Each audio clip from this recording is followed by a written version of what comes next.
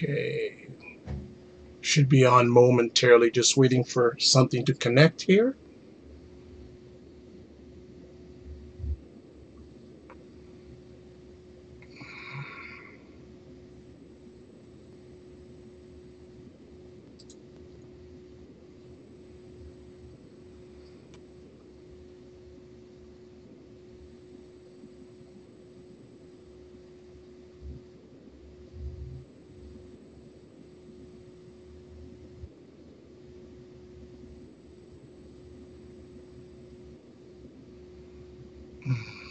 Come on.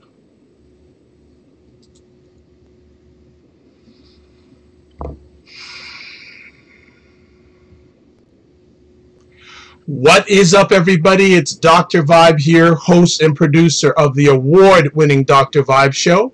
As always, I'd like to say you're blessed, highly favored, a magnet for miracles, and a solution for someone's problem. I am the host of Epic Conversations, and the Dr. Vibe show is the place of Epic Conversations. Also know that I'm a certified empowerment coach and president of Express Your Vibe Coaching and Communications. And we have a brand new friend on the Dr. Vibe show today, and I am really excited to have her on. It is Nicole Gonzalez Van Cleve. She is an assistant professor at Temple University in Philadelphia. Another Philadelphia person, Philadelphian, I believe, that's the way we call them, at Temple University in the Department of Criminal Justice, with courtesy appointments in the Department of Sociology and the Beasley School of Law. She's a recipient of the 2014-2015 Ford Foundation Fellowship, an affiliated scholar with the American Bar Foundation, and a former research director for Appleseed Fund for Justice. Her award-winning book, Crook County, Racism and Injustice in America's Largest Criminal Court, was an NAACP Image Award finalist.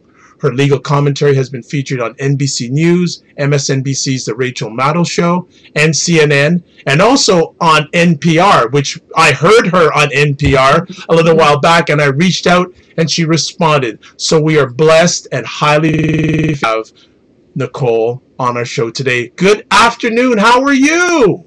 Great. Thanks for having me. It is a pleasure. Thank you so much for a positive, productive schedule. And first of all, I'd just like to say congratulations for all the achievements that I shared in your biography. That's outstanding. Congratulations to you. Thank you. Thank you so much. This year has been a whirlwind, and my book took a decade to write, so it was one of those things where it was kind of a leap of faith, where you're working on something you're just passionate about, and you hope it'll make an impact. And so, yeah, so I feel blessed. Absolutely. Well, yeah. We're very happy to have you because you're making a positive impact in many areas, not only in your own country, but I'm based here in Toronto, and you've impacted me with what you've shared already. So we like to always, when we have new friends on the Dr. Vibe show, can you share a little background of your journey, where you grew up, where you were born, education, stuff like that? Yeah, well, you know, I'm a lifelong Chicagoan, even though I'm now living in Philadelphia. So it's funny. Most people think I still live in Chicago because I'm usually talking about my research and my life experiences there. Basically, I grew up, my maternal family and my paternal family are both from Chicago on different sides, north side, south side, which is a big thing in that city. And I'm a first-generation college student, so I had a wonderful great aunts and uncle that raised me, and they had this wherewithal to put me in to kind of buy one of the tiniest condos or apartments in one of the wealthiest areas in Illinois. And so they moved me to this great high school system, and that allowed me to get into Northwestern University and allowed me to stay in Chicago. I got a wonderful scholarship to go there as a first generation or lower income student, and that really changed my life because it was at Northwestern that I had all these opportunities. I had at one point the Department of Political Science gave me a fellowship to work at the White House, so I was accepted to work in the White House, the Clinton White House, and that was an amazing experience. And then pretty much a life-changing clerkship at the prosecutor's office in Chicago. And that's where I kind of began what would be a decade-long journey trying to understand criminal justice and police misconduct and racism in the criminal justice system in Chicago. And it was an amazing experience because, you know, in this clerkship, I had access to some of the, you know, kind of the everyday business, the behind the scenes business of justice. And as a young person, I was just startled. We hear a lot about mass incarceration, and I don't think we had that word. When I was an undergrad, we weren't really saying in public vernacular mass incarceration.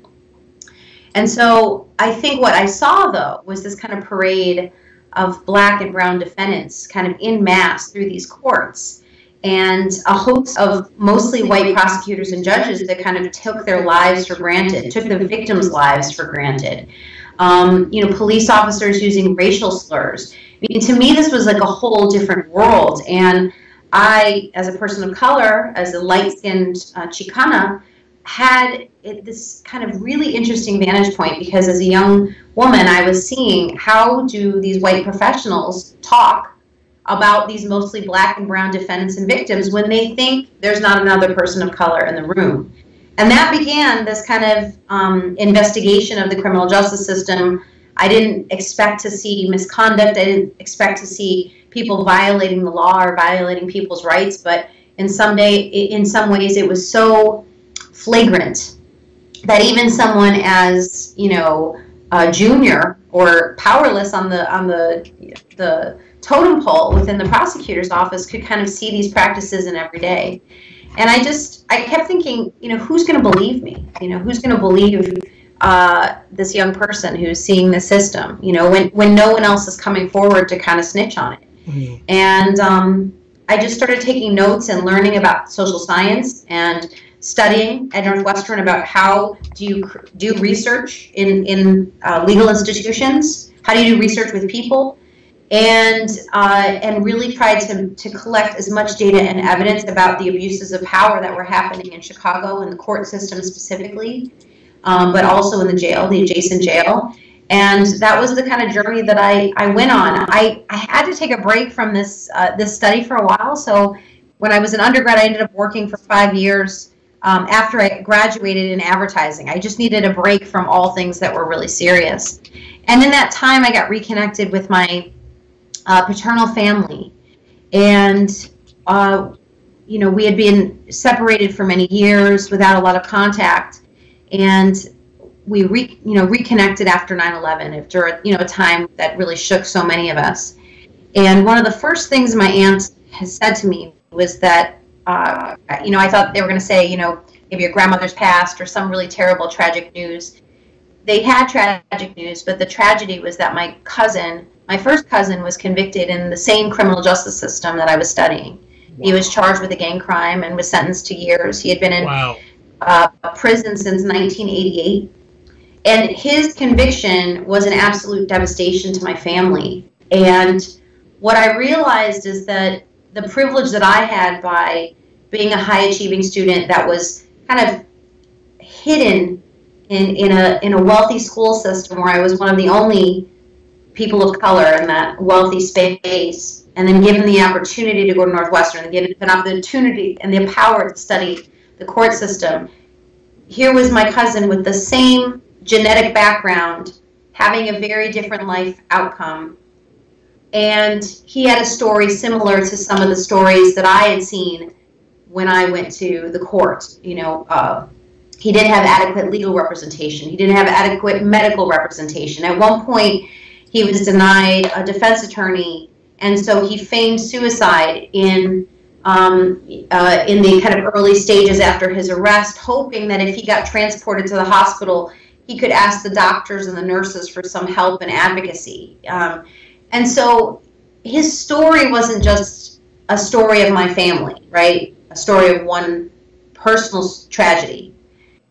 It represented so many different young men and women that I saw going through that court system that were denied their rights, mistreated as defendants or victims. And so I really felt that this was the calling, like the turning point that made me go back to that court system and say, I'm going to get a PhD and I'm going to finish what I started. I'm going to expose the criminal justice system in Chicago. I'm going to call out the bigotry that underpins a lot of the abuse that we see. And I wanted to hold the judges and prosecutors accountable for their actions. You know, they're elected officials in many cases. And to me, you know, a more conservative person said to me, wow, my tax dollars go to paying for these judges and prosecutors to abuse people. That's not what I want to sign up for. And so, you know, this very personal experience was kind of the impetus. Sometimes you need a fire to wake you up. You need something to wake you. And I was, you know, kind of just marching through everyday life, working for, you know, for-profit companies, Fortune 500 companies. And it was fun, but it wasn't rewarding. And I knew that my talent, that I could in some ways hopefully have a purpose to go back and expose the criminal justice system, because it wasn't just my family, right? It is communities of color. It is the poor, right? It is people that I have ties to, people that could be my neighbors, and certainly people that actually were my family. So, you know, when I wrote the book, Crook County, it's written in a first-person narrative because I couldn't figure out how to not talk about it in a personal way. Because if you are a person of color, when you're talking about misconduct, it is real. It impacts the value we place on Black and brown lives. And so the book itself is has a lot of my story in it too, because it's not just telling what happened to everyone else. It's telling about my own personal journey to understand, you know, justice and this kind of failed promise that we've been sold, which is that justice is fair, justice is blind, justice is race neutral. But really, it's more like we have a separate justice system for people of color and the poor.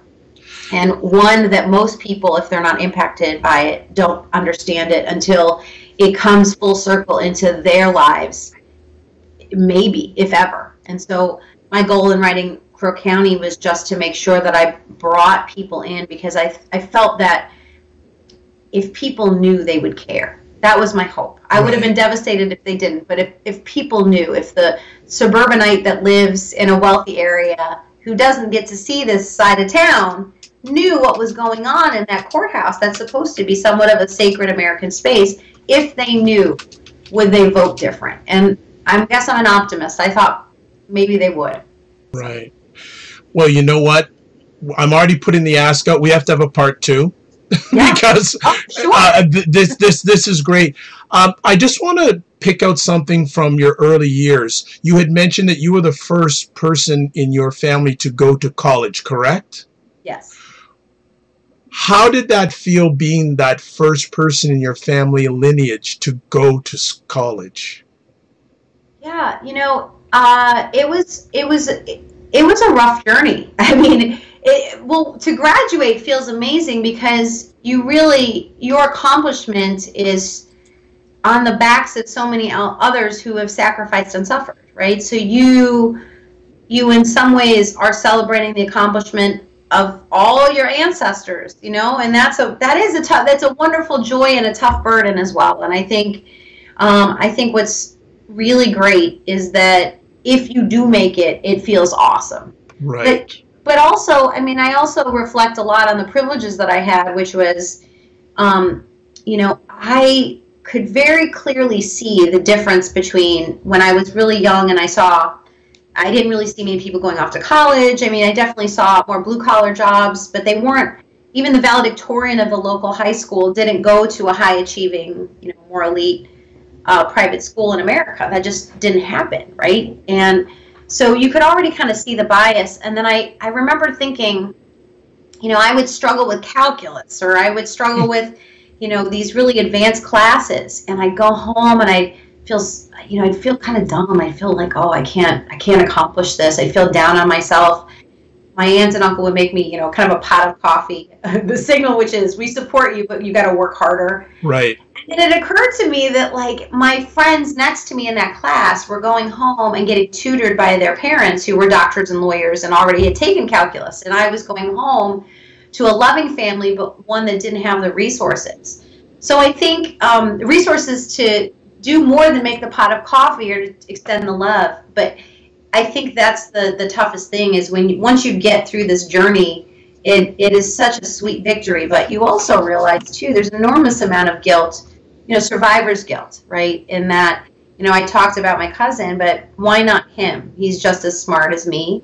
Why me, right? And so, I think the way I cope with that now is to make sure that I try to give back in my scholarship. I choose things to study that and then try to translate them to the public vis-a-vis media or commentary pieces, because I feel that is the best way to give back. If you've survived, then you need to uplift and try to help others, and either in small ways by mentoring other students, or trying to do it in big ways, which is to expose injustice or speak for communities where we're not listening, right? So if they won't listen to people of color who've been mistreated by the system, maybe they'll listen to me because I'm a professor now.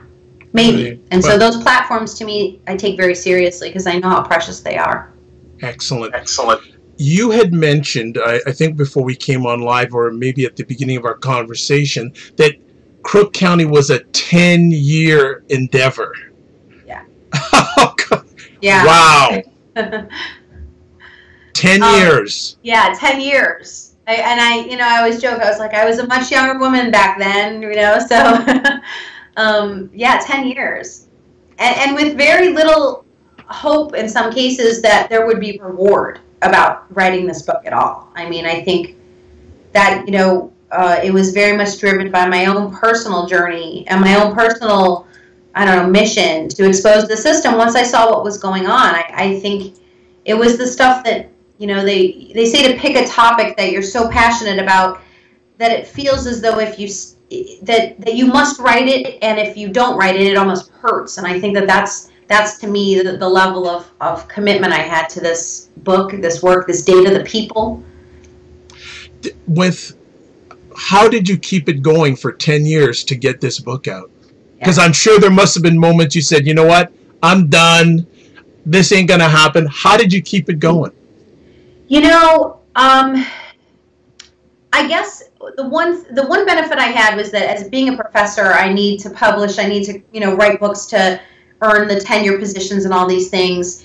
And so I guess in some ways it's part of what your job is. I guess that's part of it. That's part of the answer. But the other answer is that I think it took a decade to gather enough evidence because I so feared that no one would believe me, right? I feared that, I think a lot of times I joke, so this is more of a conversation, and I wouldn't say this on NPR, but I was thinking, when the professionals are exposed, what are they going to do to tarnish my reputation, to say that I'm wrong, to portray me as like, Jenny from the block, meaning a brown girl whose family is from that neighborhood who had a cousin that was incarcerated. My cousin's story is in that book because I wanted to deflate any chance for judges or prosecutors or police officers to come after me and try to scare me with that type of information. I just put it out there because I didn't want it over my head as something that they could hold against me that I would be ashamed of. I'm not ashamed of it. It's part of my life story, and it's part of the life stories of many people of color, regardless of how accomplished they are. There's no amount of respectability that in some ways protects you from, the violence of the criminal justice system or the type of prejudice that communities of color receive. But, it took a decade mostly because I really fought that level of kind of fear, the fear of the subjects that I studied being so powerful that if I didn't have enough evidence and if that evidence wasn't bulletproof, that they would tarnish me and that my reputation and my career might be over. And so I guess I did have a lot at stake, right? I did have a lot invested in this, both emotionally and personally, but on a professional level, because when I think about the Laquan McDonald case, and I probably should say for the listeners that may not know a little bit about that. Yeah, I was going to say that if you could just give some background on it. Yeah. My book, Crook County, kind of exposing all this corruption, racism, and misconduct in the courts and then in policing, it was scheduled to be released, and right before its release, Laquan McDonald was a young man that was shot 16 times. And it's a very violent death because the first two shots from the police officer that drove to the scene went, you know, into his head and into his neck, and the rest of the bullets kind of just riddled his body, as though this officer just had some level of rage. And all the officers on the scene were calm and were pointing guns at Laquan McDonald because they didn't quite know if he had a knife. They didn't know, but he wasn't doing much. He was walking and he looked angry. He looks either angry and enraged, or he looks like he may have mental illness. It's unclear. But what was clear when the dash cam video came out was that he never lunged at the officers and that the shooting was unprovoked. But they covered up the case, and it took journalists suing the city of Chicago to release that video. If those journalists didn't release the video, fabricated police reports, the intimidation of witnesses would have changed the narrative of that young man's death. The police tried to make it seem as though he provoked, Laquan McDonald provoked the violence, but it wasn't the case. And officers, 3 more officers were just indicted because they had a role in trying to cover it up. It was a vast cover-up that was bigger than one bad apple, but yet the city wanted to make it into one bad apple. And so when this video came out, I just felt like, it felt like my heart had stopped, because it was the collision of a decade's worth of work colliding with a human tragedy that was now a national news story. And I had to make a decision about coming forward and sharing what I knew. And not just sharing what I knew because you know, we're going to sell books, but sharing what I knew because to keep it secret felt like a type of, I don't know, malpractice, if you will. Like if there's such a thing as academic malpractice, I'd be committing it to stay silent. So I approached NBC News and I said, listen, they're trying to make this seem like it's a bad apple. They're trying to fire the chief of police. But this scandal goes deeper. It goes deeper into the courts. It goes into the judges. It goes into the police department and the prosecutor's office, which took 400 days to charge the officer involved in this case. 400 days. That was kind of the public piece that started it all. And it was really stressful because when this first commentary piece when it was released on NBC News, I was still like editing my book, right? So it really was not about like saying if anything, I mean, people were like, "Can we read the book?" And I was like, "Yeah, sure." You know, like I had to fake it a couple of times because, you know, I was on the Rachel Maddow show and I had never seen the cover of my book yet because they were just designing it. And so when the cover went up, I was like, "Oh my gosh, there's my book," because it was literally happening in real time. And so sometimes you just have to do what was right. I mean, there was a PR person and kind of loosely tied, and who had made some comments about me and said, you know, well, you shouldn't have written this piece until your book comes out. And I was like, well, tell that to Laquan McDonald's family, right? Sometimes things are not about selling widgets or books. It's about getting the truth out there because it will free people, right? Because it will, and by free people, I mean free Laquan McDonald's family from the burden of the police characterizing that young man as the one that was provoking the violence. And, you know, Laquan McDonald's story, it sounds like he was a foster care child. I always say, I don't know who his parents are, but really he's everyone's child. He's our child, meaning society's child, right? If he was led astray, it's because society, all of us led him astray. And so to in some ways speak on behalf of Laquan McDonald as a victim was enormously empowering about all this, and it made all that research, all that decades worth of research worth it. And a baptism by fire, if you will, on thinking about how do you take content in a book, if you're an academic, if you're a professor, writing it first of all in accessible ways. You know, so my book, I tested on defendants, and I made sure that former defendants could read the book because I wanted them to feel connected to it. Sure. I wanted them to have access to it.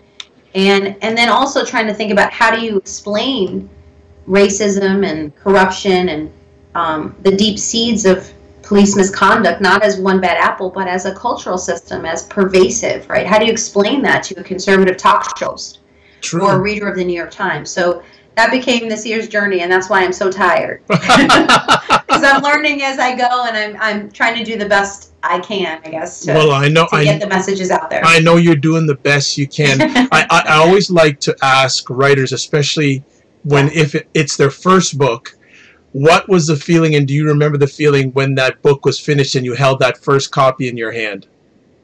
Oh man, you know, I think first of all, it was surreal, but because it was so stressful, I already was like, I was just like relieved. I was like, oh, thank God the book is done. You know, I think I felt, you know, finally. It is. I think it's still surreal. So when I get people saying to me, when I get people saying to me, you know, oh, I read your book, and I'm always like, oh, really? Like it's still that's still shocking to me. That's exciting as a first-time author. And I think to me, when it was really real, and when I like spent probably an afternoon just crying of joy and pain and just everything, the journey that it's been, was the morning that the NAACP Image Awards came out, and I was just the idea when I saw my book next to Cory Booker and Trevor Noah and all that. That was the realest moment. It doesn't get any more real than that. Like Right. It didn't matter. It was a moment of winning. It's pretty epic. I fully agree. That's why you're here on the Home of Epic Conversations, because you're doing epic stuff. During that 10-year journey, were there any facts or incidences that you encountered in your research that just caught you and just impacted you? Because obviously you speak about a relative who's been part of the system, but in the research, were there any moments that really touched you, whether statistically or incident-wise? Of course, Laquan McDonald. Were there any other things that sort of just rocked you during that 10-year journey about this issue?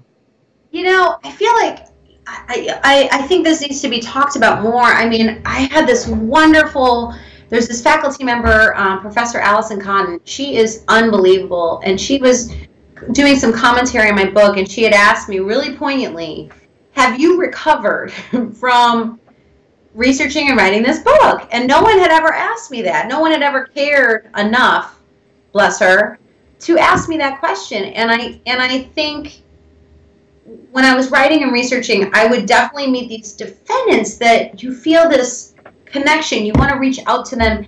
You want to tell them it's okay. You want to be human. But yet in that space, I really struggled, because when people were abused or mistreated, it was my job to participate as a prosecutor. And that made it so if the judge laughed at black names, you laugh at black names, because what you realize that is if you don't do that, if you don't laugh or participate in this culture, they will quickly exclude you, they will reprimand you, you will be kicked out, the study will be over. And so one of the things I reconcile and talk a lot about in the book is what is the cost of that? You know, psychologically, it was really tough. I think the hardest part was seeing the abuse of victims, meaning you opened up evidence files and you see something so tragic you can't even unsee it, is what I describe, meaning the photos of a dead child. You can't unsee that. The hardest part, though, is when the prosecutor minimizes or treats that dead child, a child of color, as though that child's life didn't matter, as though their victimization is something that's ordinary, you know, something they see every day and they don't care much about. That, to me, I think, was the hardest part of it. And what I try, you know, to think about is I empathize with the victims and the people that I talk about. What I try to do, though, is try to be a voice, assume the voice of like an advocate, and that makes me feel a little bit more empowered, because the weight of all these stories as they add up really can crush you, and you need to do a lot of, people talk a lot about self-care and things like that, is to make sure that psychologically, so you can continue to work for social justice causes, is that you feel, and then you kind of put it in a place so you can be an advocate, because you know their family is feeling too. You know there's a circle of people, or you hope there's a circle of people to mourn that person or what happened to them. And so what I try to do is be a truth teller, meaning if I can retell that person's story, I feel like I am helping empower that experience. I say in like the beginning of the introduction of my book, I see and I heard your stories, and now others will as well. And they say that in trauma, the best way to heal people's trauma is to acknowledge that you saw their pain, acknowledge that you saw their suffering or abuse. And so that to me is the role I'd like to play in the book, which is to retell those really powerful stories, especially the ones about victims. Yeah, geez. What? There's so much. There's so much, and that's a good thing. It's a not good thing because we're not going to get to everything today. But the good thing is it's setting up for other conversations. And I think during the conversations we have, we'll always come back to the book because that's sort of like the foundational piece. Let me ask, how has the reaction to the book been? Yeah, it's funny. It's been extremely positive. It's won a lot of awards, and so that's really exciting. But I just kind of posted on Facebook. I said it's hard because when you write about people suffering, you always have to be humble because you need to be very humble about what those awards stand for.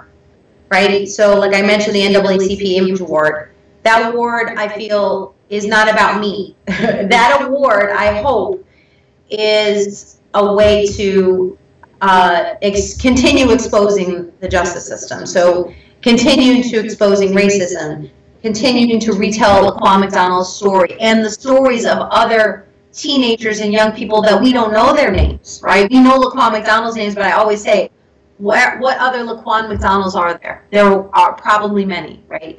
So it's been really, it's been really good. And people always ask me, so has there been backlash? Has there been? Sure. It's been kind of mixed. I think mixed in the sense of right now the players are a little scared.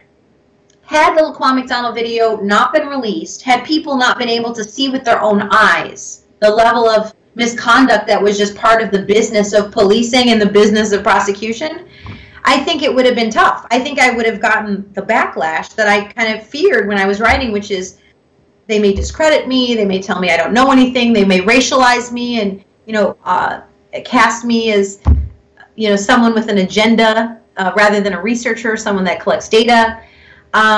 So I think, it's been really positive, and I've been out there a lot, doing, I wrote a New York Times piece called Chicago's Racist Cops and Racist Courts. And you can imagine that with a headline like that, yep, I got a lot of hate mail, but that's okay because it's part of the conversation. You can't expose this level of injustice without saying bold things to wake people up, right? To either get advocates to retweet it and talk about it and further their causes.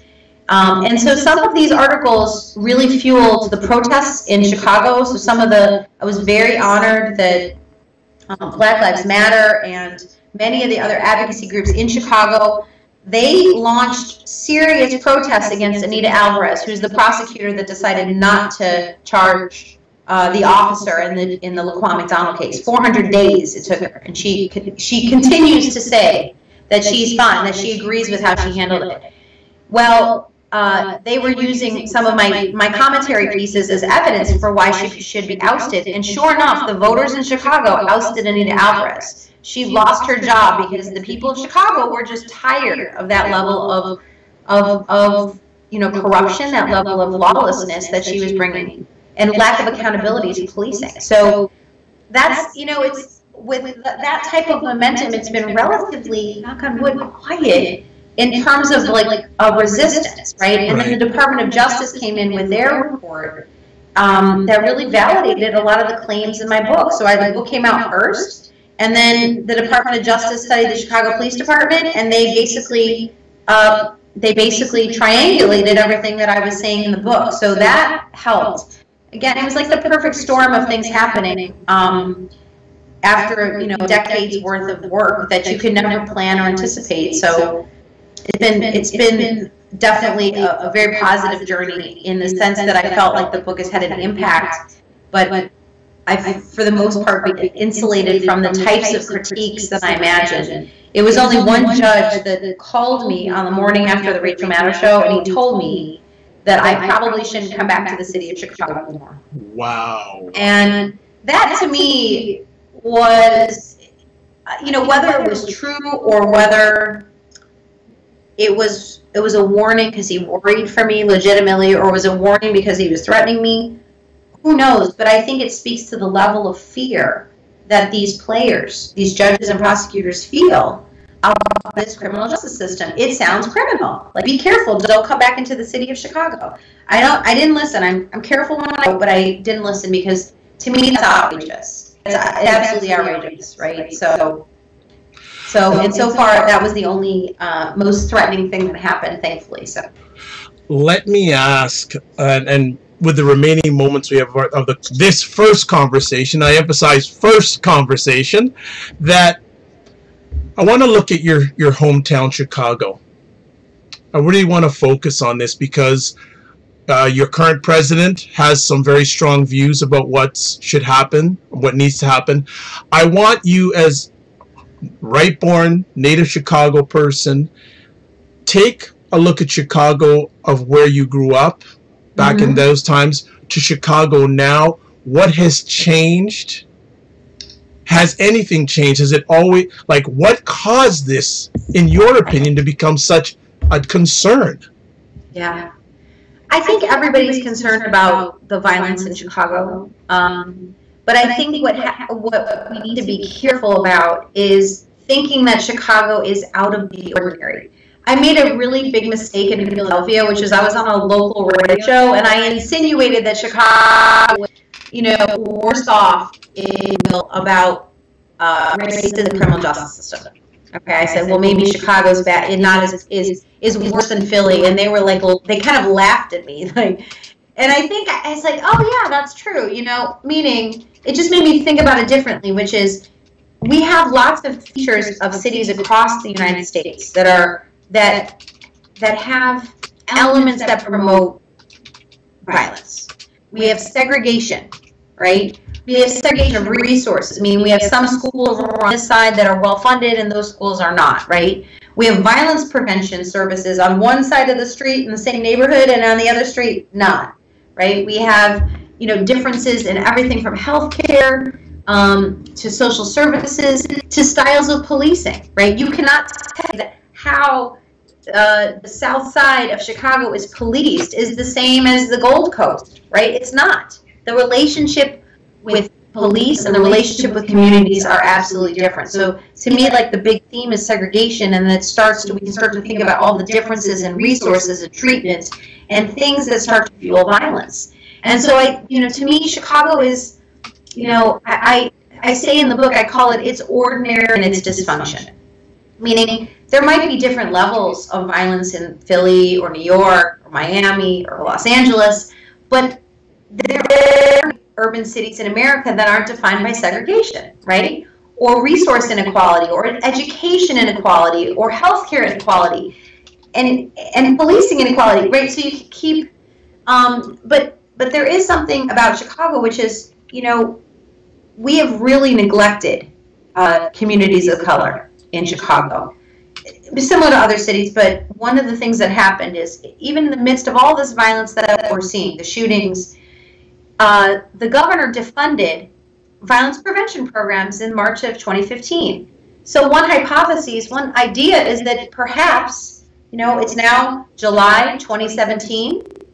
Is it possibly the lag time by which you take violence prevention programs, which was kind of the only thing communities had, and now you leave them to fend for themselves, and then they have anything? And communities are frankly just very scared to call the police, right? And from everything you see in the Department of Justice, where in that Department of Justice report, they showed that police officers were tasering children for mouthing off. Children!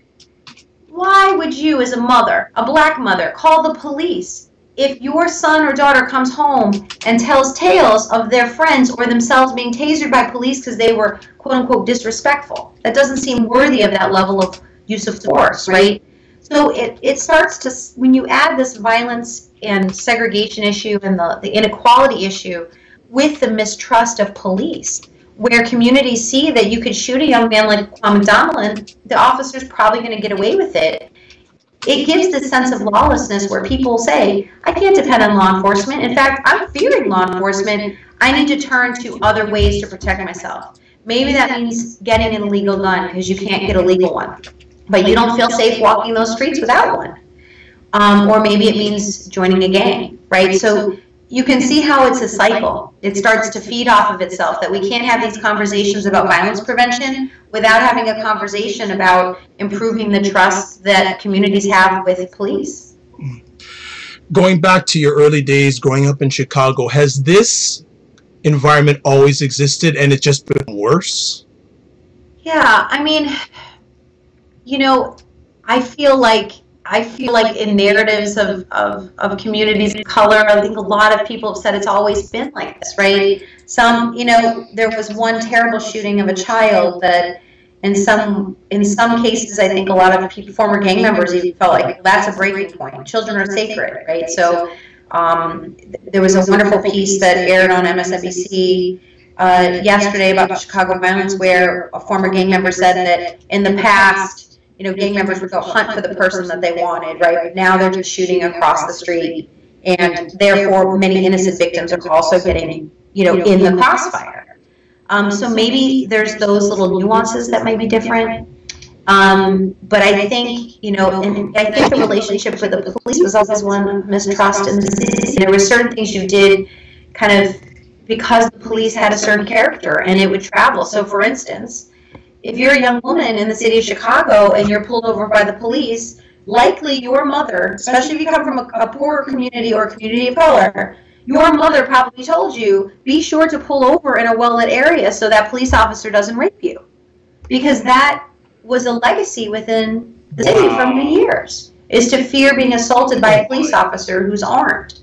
So I feel like some of these are ongoing issues, and I think what's different now is that we have so much technology that we can see it unfolding live. And so it's really taking these issues and putting them on the internet, or putting them in places where people who don't live in those neighborhoods can now see it with their own eyes. Okay, before we get to our next conversation points, I want to shout out, there's Lady Diana Reese. Thank you so much for exposing the truth about Chicago and other cities that are suffering the fate. We need more women like you. Thank you so much for caring. That's wonderful. Thank you. Thank you, Diana. And if you have any other comments or questions for Nicole live, please share them with us. You brought up the point about cameras and things like that, but there's a concern. Even though there are cameras, right, this is still happening, and very few officers are, let alone going to jail before trial. Yeah. What's that all about? So I think the Philando Castile case in Minnesota was the ultimate case study of two variables, or I call them sincere fictions, that people of color often tell themselves so they don't live in absolute fear. One is that if you're respectable, these things don't happen to you, right? Well, Philando Castile was an upstanding citizen. He worked in a school. He was loved. He knew the children's names and allergies, and all these wonderful stories came out about this man who was stopped 46 times because he had the audacity to drive his car through an elite white space, right? Could it be that he's the worst driver, or could it be that he was consistently racially profiled, right? And the other kind of falsehood or fiction that we all feel like we need to believe is the idea that if it's on video, then it'll all be okay. Well, I think we saw on the Philando Castile case that when they showed we all saw that video, it looked like murder to me, right? It looked like definitely this police officer caused this person's death, right? He did everything that he was supposed to. And the jury heard a piece of evidence, and the piece of evidence was that the officer said, when I smelled marijuana, it made me, he thought he smelled marijuana, so therefore it made him scared. The implication is, and I believe I said this on NPR, which is, when most people smell marijuana, if they smelled it on a college campus or in their hometown, if they're from places where it's legalized, is your first reaction to feel fear? Is it? I mean, marijuana is associated with many things. In particular, but what wasn't said was marijuana plus a black man equals fear. And it was a fear, when it was described that way by the officer to a jury of lay people, they understood and empathized with that fear. And my point on NPR was the idea that the jury in some ways voted for kind of racial fear of a black man. That is what allowed this officer. It was something they themselves could empathize with. And the idea that we cannot disentangle the notion of being black with the notion of being criminal and therefore someone to be feared. Even a man like Philando Castile, who was a father, who was a upstanding citizen, he had all the respectability politics that many conservatives say you need. It still didn't save his life, and it still did not allow for the conviction of that officer. So I think, again, these ideas about respectability, these ideas about, you know, cameras and dash cams, and perhaps they can help, but they are kind of a Band-Aid on the much larger issue, which is comprehensive police reform that would in some ways be bigger and bolder and allow us to acknowledge that racism at the heart of it is a danger to black citizens and Latino citizens across the nation. We're going to come back to this one in another conversation piece, but I wanted to get your thoughts on the whole dash cam issue. Yeah. I want to come back to your home, Chicago.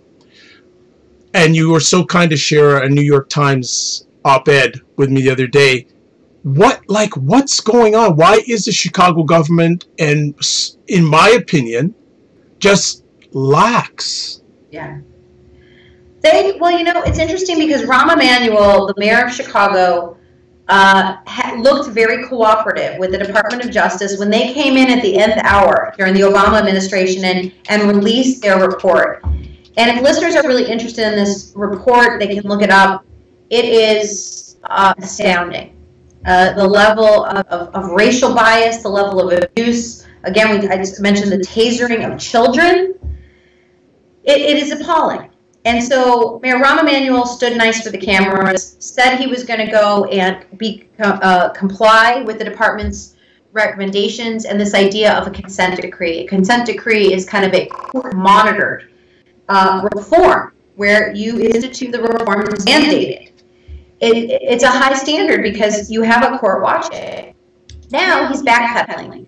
And I think, to me, this is the ultimate insult, right, to the communities of color. Saying, okay, we want police reform, but we don't want this more stringent level. And the implication of the New York Times editorial board wrote a wonderful piece on 4th of July that basically said, you know, he's in some ways hiding behind the Trump administration. Here is a Democrat, Rahm Emanuel, who once worked for President Clinton, and he's using the Trump administration's stance on local police reform, which is leave them alone, don't engage in accountability in policing.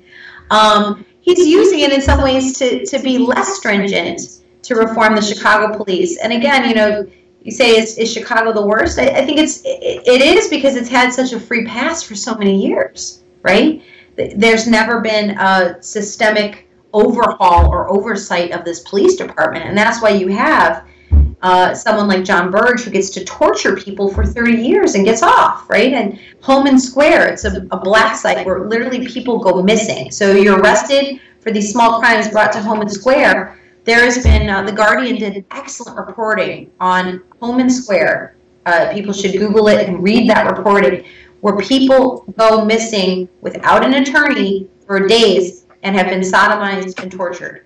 This is happening on American soil. The Department of Justice report didn't even go into Holman Square, meaning they documented a ton of abuse and didn't even go into the black site, which has already been exposed as a place of torture in some cases. So these, to me, are the pressing human rights issues in our time. And we think about human rights as happening in kind of these far-off places, but really they're happening in our backyards, in our communities, in our neighborhoods. And so we don't have to look very far to find them. Mm. Well, as our time is winding down, Diana has a great question. We can probably end off this first conversation. She's going, she thanks that you appreciate her comments. She says, what can be done about this huge problem in Chicago? What can be done in Chicago? Well, I think, the start would be that Rahm Emanuel just follow the recommendations of the Department of Justice, right? That, departments need better training. They need better oversight, right? They need training on implicit bias, which is, one of the reasons why Philando Castile got killed, which is the idea that if you're black and holding a cell phone, reach for your pocket, that it's quote unquote a gun. when it's really a wallet, right? That's kind of implicit, the idea of implicit bias, which is these cognitive biases that are almost ingrained in our thought process. You can start to unravel that, right? You can, but first you have to acknowledge it. The other thing is appointing special prosecutors in cases where police are involved in shooting a suspect and need to be held accountable. Right now, local prosecutors are handling the cases. Not in the Laquan McDonald case. They did appoint a special prosecutor there, and what you're seeing is more officers getting indicted. And so you need that kind of check and balance on the system, because right now prosecutors need police officers to be their star witnesses to win cases and then to get promoted. And when you have that interdependency where police can manipulate or force the hand of prosecutors by not showing up for cases, you have a system that really never will hold a police officer accountable. So some of those, I mean, definitely Department of Justice recommendations, but some of those kind of simple solutions would just be a start. And right now what we see, I don't see anything different since the shooting death of Laquan McDonald. And to me, that is the worst outcome that could come from all of this, is that we get complacent and we see the Trump administration in kind of their overt brand of racism, bigotry, and stoking racial fears. But we ignore that the Democrats in Chicago, who often claim to be more pro-civil rights, right, are doing, their inaction in some ways can be just as violent in their consequences. Mayor Rahm Emanuel not doing anything or fearing the police unions is just as bad for communities of color as some of the policies of the Trump administration, if we look on the ground and see it. Wow. We're going to end off right there, because if we bring up another conversation piece, it's going to go past the time that Nicole has with us. So I'm going to stop it right there for part one. But first things first, Nicole, I'd like to say thank you. For taking the time to share with us. Funny sidebar story, people are watching live or on the replay. Nicole was actually in Toronto just a few days ago, and if I would have reached out to her sooner, we probably would have a chance to meet each other. But she did thankfully have positive things to say about Toronto, so that's a good thing. But that's great. Nicole, if people want to find out more about you, the book, etc., where can they go to? Yeah, so they're welcome to check out my website, NicoleVanCleve.com, for more information on the book. The book's on Amazon as well. But on my Facebook site, they can kind of see a lot of the media that I've been doing. I'll be on NPR on Monday talking about violence prevention in Chicago. And so, yeah, I'd love people to comment and tell me their opinions and ask more questions and continue this dialogue. Well, I will certainly promote it on my social media, especially my Twitter over the weekend, that you're going to be on NPR on Monday for people to check it out. Definitely I'll put all that contact information on the replay of this epic conversation. My name is Dr. Vibe. I'm host and producer of the award-winning The Dr. Vibe Show. It's the home of Epic Conversations, and I'm the host of Epic Conversations. If you want to find out more about me, 3 best ways is Twitter at DRVIBESHOW. Also, you can go to the website address www.thedrvibeshow.com, or you can email me at dr.vibe@thedrvibeshow.com. Also know I'm a certified empowerment coach, and if you'd like a complimentary 30-minute session, please feel free to get in touch with me. If you want to catch replays of my epic conversations via webcam video, go to the YouTube page. We need 2 more subscribers to hit 200, so I'm encouraging you to do that if it's in your heart. If you want to listen to audio replays, you can go to my website address. You can go to Apple Podcasts. You can go to Tuned In Radio, iHeartRadio, Google Play Music, The Good Men Project, and also WJMS Radio. As always, I'd like to say thank you if you are watching live or on the replay. Thank you to Diana Renee. Thank you so much. Really appreciate you helping make this epic conversation. So remember, you're blessed and highly favored. You're a magnet for miracles, and you're a solution for someone's problem. And remember, sometimes you have to get smaller to get stronger. And follow Nicole on Twitter. Do that, and like her Facebook page. A lot of good stuff. God bless. Peace be well. Bye-bye.